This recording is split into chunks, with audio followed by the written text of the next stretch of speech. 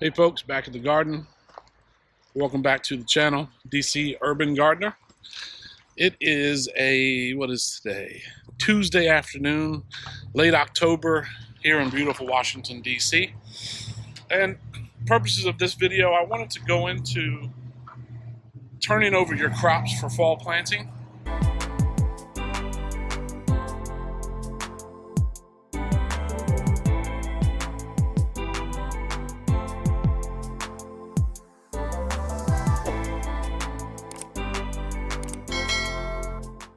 If you look here, right behind you, this bed here in the corner is pretty much overgrown at this point.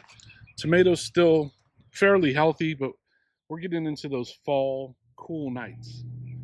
So let's go over some things that I'm going to do to overturn this bed and get ready for fall planting. Well, as you see here, overgrown. I still have the netting up, trying to fend off the squirrels. So I'm going to go ahead and get this bed cleared out, pull off all the tomatoes, peppers, anything that can still be harvested. Still perfectly fine, even though they're green. They are going to, as this one is here, they're going to start to blush. I'll put them in a paper bag or, wherever. Let them fully ripen and then maybe use some of the green ones for some fried green tomatoes or something like that.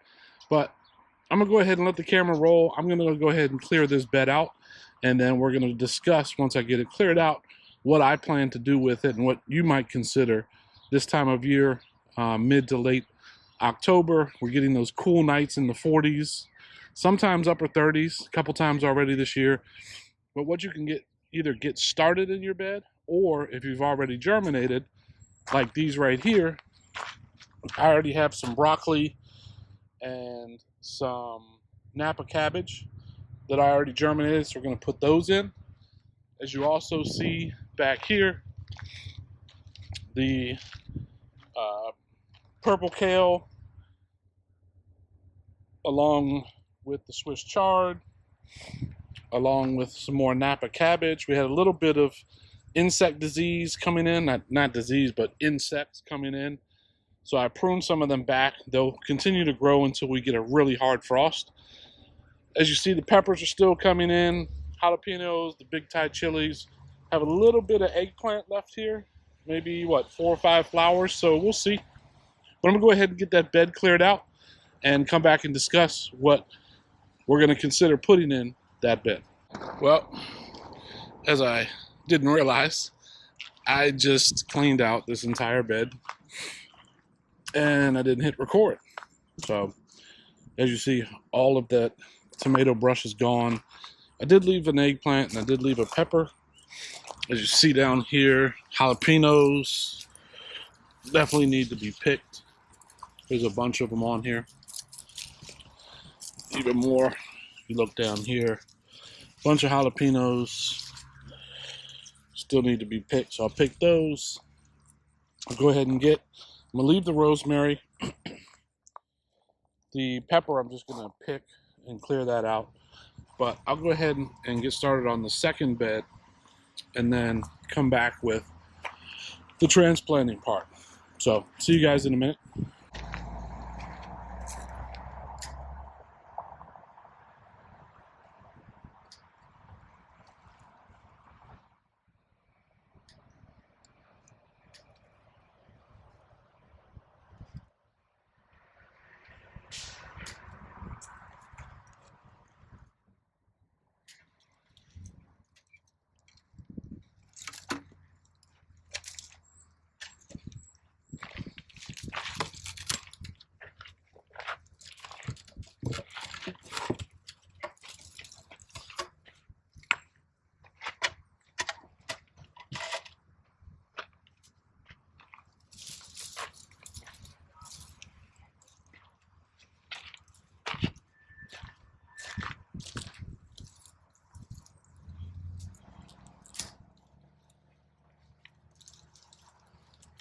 Look at all these peppers. Good grief.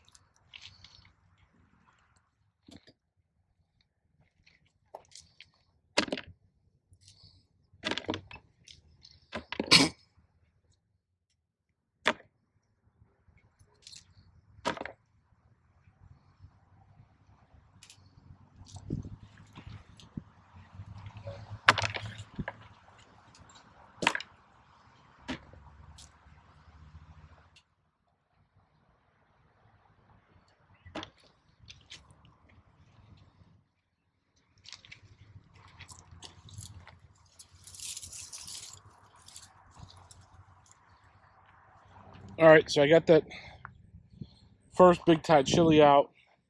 Then I also cleared the front edge. I still have a lot to do. But guys, look what I just pulled out of there. All of these market peppers, Thai chili peppers, and they're not big, but they're edible. I just ate a couple of them. Got some really good tasting carrots out of this bed as well. So as I've said, yes, it's fall. It's getting to the cooler nights. There's still plenty of harvest out here.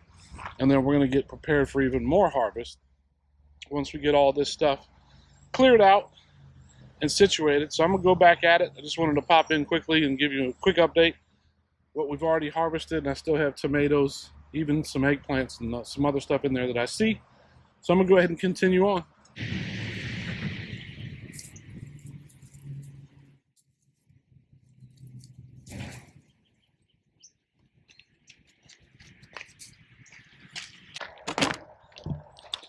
I actually wanted to show you guys one other thing that I did is when I harvested this bed over here, I actually used one of the other raised beds as a compost bin.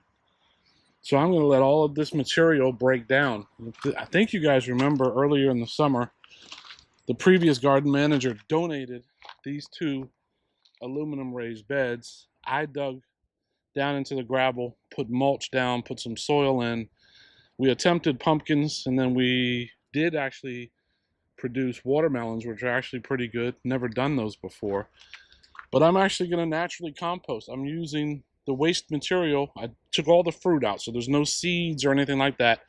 It's just the leaves and the branches and even the roots.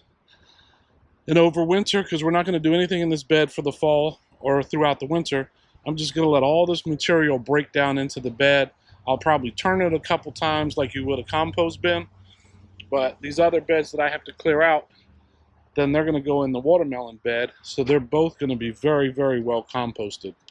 Just a trick that I've used in the past is, not that I wouldn't buy some soil amendment in the spring or some compost to mix in with topsoil, but if I already have the natural stuff here, I don't want to throw that stuff in the garbage. I want to use that and let that compost down and degrade into the soil as best as I can. So I'm gonna get back to it.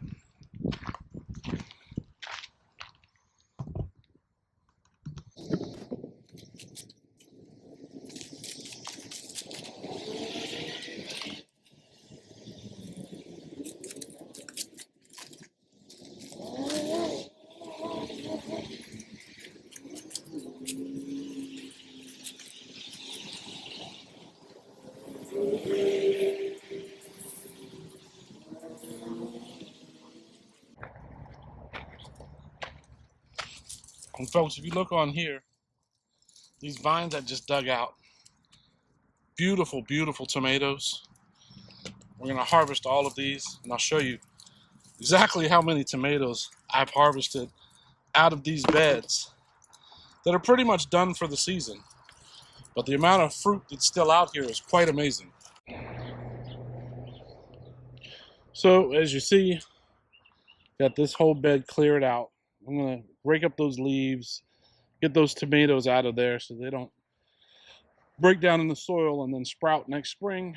I'm gonna germinate my own tomatoes indoors and then get them out here late spring, early summer as I always do. But have this all cleaned up. Probably gonna do some kale, definitely some garlic in here. So stay tuned for that coming up. And then in the first bed, got this all cleared out. Once again, I still need to get some of the tomatoes that fell so they don't reseed themselves. I'm going to leave the rosemary for now because I want to put garlic in here. And then I put in 2 rows of broccoli and then 1 row of Napa cabbage. I'm thinking the broccoli is going to do quite good over here because we're getting the cool nights, but we're also getting the direct sunlight during the daytime.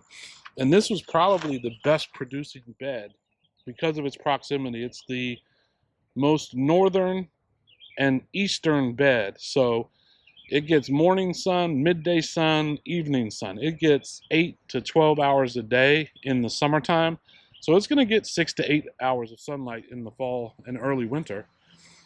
So we're going to keep that there. If you see along the back wall, the squirrels are still grabbing tomatoes. There's nothing I can do about it. Took the cage fencing down. I'm going to go ahead and get all of this organized. Well, it's organized, but get all that put up in the shed. And then hopefully it's like the 23rd of October. So about another week or two, probably that weekend of like November 2nd is when I plan to get my garlic in. I've already received it. It's actually sitting in the garage, just in a cool environment, out of the sunlight with decent airflow. Let that sit for another probably 2 weeks now. And then we'll come back and get that garlic in the bed. But then I'll also show you using these 2 beds here as compost is going to turn out great. These are technically community beds right now. No one's been assigned to them yet, although we do have a long list. About 9 people. You know, we only have 23 beds, but we have about 9 people on the waiting list. So hopefully one of the new people will get, you know, one of these beds, or actually 2 people will get these beds. And then back on the community side, I still have some kale back there that I need to transplant back in. Everything else doing pretty good. Swiss chard, the purple kale, the Napa. If you look back there, those Thai chilies. Well, actually, let me show you when I was taking all that out. Look at all those tomatoes I got. Jalapenos, Thai chilies, the carrots. So, you know, for a fall harvest, I mean, it's late October.